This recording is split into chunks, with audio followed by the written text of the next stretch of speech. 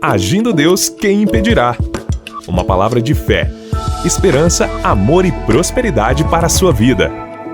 Olá, meus queridos, paz, saúde, alegria, prosperidade para você.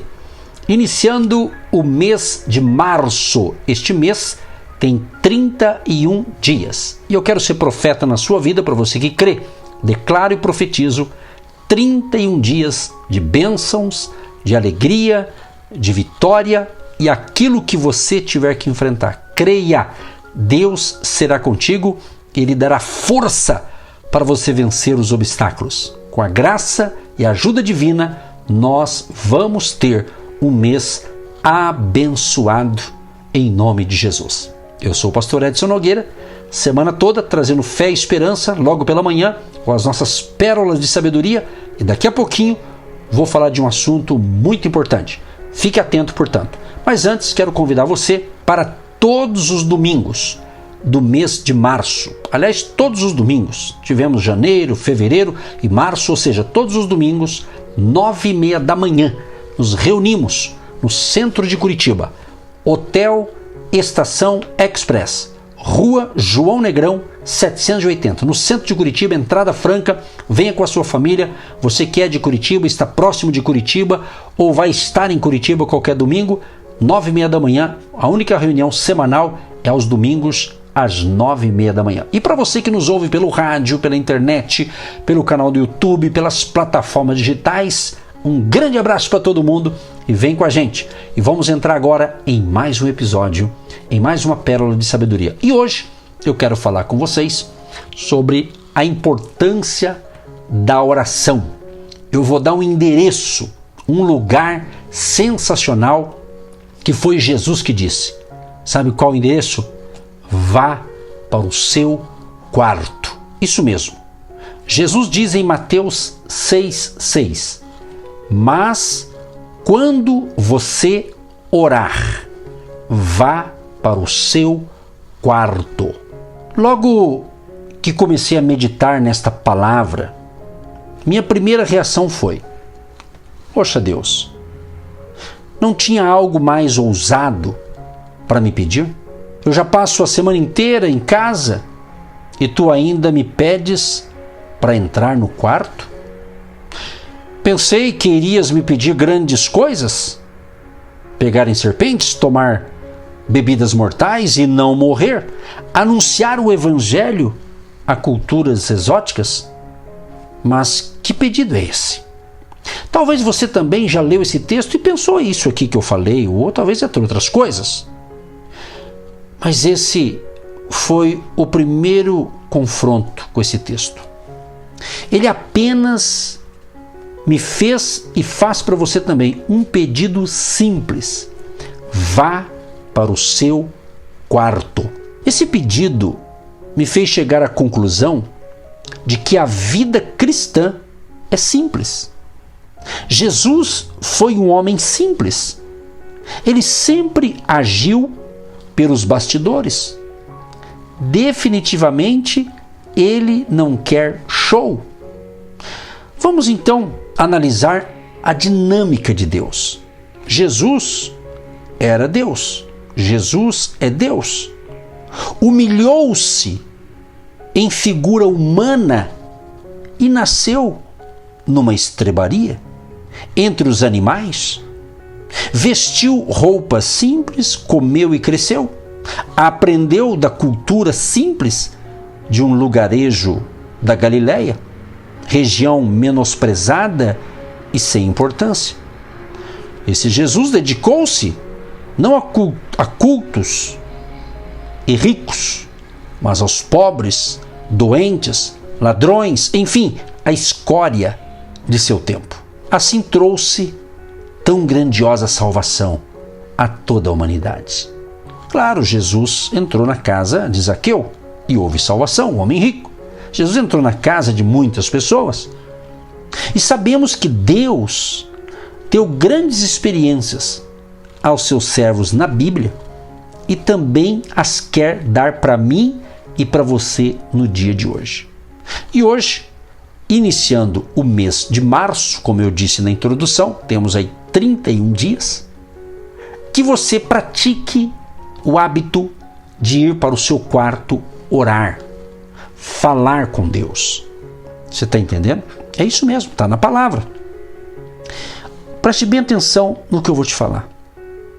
Jesus espera que valorizemos a simplicidade do nosso cantinho, ou seja, nosso cantinho de oração, o nosso lugar de comunhão com Deus, acima de qualquer outra coisa ou atividade. É isso mesmo que você está ouvindo.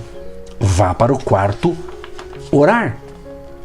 Interessante que ele diz assim: vá para seu quarto, feche a porta e ore. Mateus 6, verso 6. Amados, somos frutos de uma sociedade ativista que supervaloriza as agendas lotadas e as muitas atividades. Como resultado disso, a oração, que é uma atitude inerte, é fatalmente colocada em descrédito. Certa ocasião, um certo pastor contou uma experiência que ilustra brilhantemente o lugar no qual se encontra a oração. Todo dia pela manhã, ele costumava dedicar 2 horas para a oração. Numa dessas manhãs, foi interrompido por um membro de sua igreja, que disse: pastor, o que o senhor está fazendo agora? Ele indagou e o pastor respondeu: estou orando, como sempre faço neste horário. Assim que ele terminou de falar, seu visitante exclamou: já que o senhor não está fazendo nada, vamos visitar tal irmão em tal lugar? Parece, queridos, grosseiro, mas é assim que alguns de nós consideramos o tempo de oração um nada. Porém, aquele que vive com a oração sabe que não vive numa ilusão. Entende que é participante do reino de Deus e que sua oração pode alterar o curso dos eventos da humanidade. Um certo pastor disse o seguinte: orar é desencadear poderes no interior do homem e no céu, os quais se transformam em ação das mais eficazes. É se unir com o mais forte dos aliados, mudar as situações e dar um golpe de estado nas coisas imutáveis. Para Jesus, a oração era algo muito prático. Ele começou seu ministério com oração. Orou antes e depois de curar. Não escolheu seus discípulos sem antes orar. Preparou-se para a cruz orando no jardim de Getsêmani. E por fim, terminou seu ministério orando, dizendo: Pai, nas tuas mãos entrego o meu espírito. Lucas 23, 46. Então, repito, feche a porta, Jesus disse. Vá para seu quarto, feche a porta. E quero repetir mais uma vez. Aproveite, meu amado e minha amada. Você que não tem esse hábito de orar diariamente, por que não começar hoje, 1º de março? Comece. Se você não tem esse hábito, comece. Comece com 5 minutinhos. Eu sempre ensino o seguinte: não comece prometendo aquilo que você não vai conseguir cumprir. Não adianta falar, eu vou orar meia hora por dia, se você não tem esse hábito, não tem esse costume. Então é muito melhor começar com 5 minutinhos. E devagar você vai aumentando, vai agregando. Você está entendendo? É assim que funciona. É muito melhor começar pouquinho e aumentando do que começar um tempo grande e depois parar, porque não prossegue, não consegue dar conta, vamos assim dizer. Então Mateus 6,6 diz: vá para seu quarto, feche a porta. Para ilustrar a situação do homem atual na sua relação com Deus, quero aqui narrar uma historinha. Em certa fazenda eram criadas emas para comercialização do couro.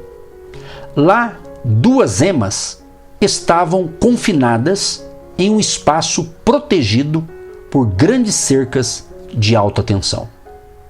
Chegando a madrugada, uma matilha de lobos se aproximou e começou a acuá-las ferozmente do lado de fora da cerca. As emas ficaram muito assustadas e corriam de um lado para o outro. No clarear do dia, os tratores foram levar a ração matutina e encontraram as 2 mortas. Chamaram os veterinários da fazenda para averiguar a razão da morte. Como a cerca estava intacta e não encontraram sequer um arranhão nos 2 animais, constatou-se, após minuciosa investigação, que as 2 aves tinham morrido de estresse. Apesar das enormes cercas de proteção das emas, as emas, não se sentiram seguras. Por isso, correram desesperadamente a noite toda, pensando assim que se livrariam do ataque dos lobos. Preste atenção, meu querido e minha querida ouvinte. Às vezes, parece que vivemos tão preocupados com os lobos das necessidades diárias. Deixamos-nos acuar pelo reconhecimento profissional, pelo desempenho na faculdade, pelo futuro. Não enxergamos o presente, nem damos ouvidos ao Deus protetor que acampa seus anjos ao nosso derredor. Perdemos assim grandes momentos de silêncio na presença de Deus. Aqui, como Jesus disse, o quarto fechado representa o retiro da nossa correria diária para a relação silenciosa com Cristo. Para que essa relação seja profunda, é necessário aquietar-se. Não somente a boca, mas a mente e o coração, de todo o ruído. Exatamente. Então, feche a porta e ore ao seu Pai que está em secreto. Porque a fé cristã é uma fé particular e pessoal. Ela conduz o ser humano a uma reflexão individual, a um questionamento sobre si próprio. Solitude é uma expressão que calha muito bem com este tema e também com o convite que Jesus nos faz através desta palavra. Solitude não é o mesmo que solidão. Solidão é estar ou sentir-se sozinho, alguém ou aquém de qualquer proximidade com o outro. É estar desamparado, solitário. Agora, solitude é uma postura de reflexão, de retiro, autoquestionamento, que conta sempre com a revelação e o cuidado de Deus.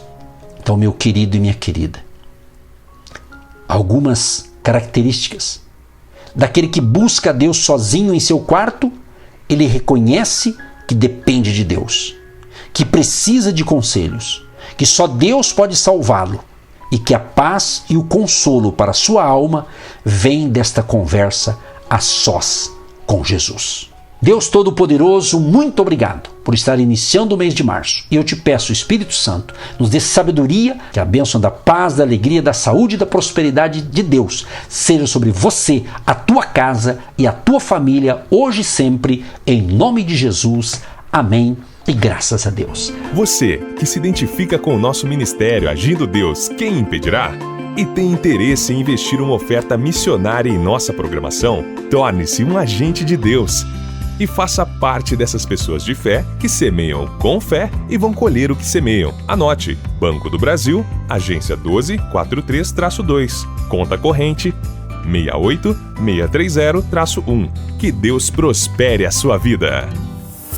Agindo Deus, quem impedirá? De segunda a sexta, uma palavra para abençoar sua vida.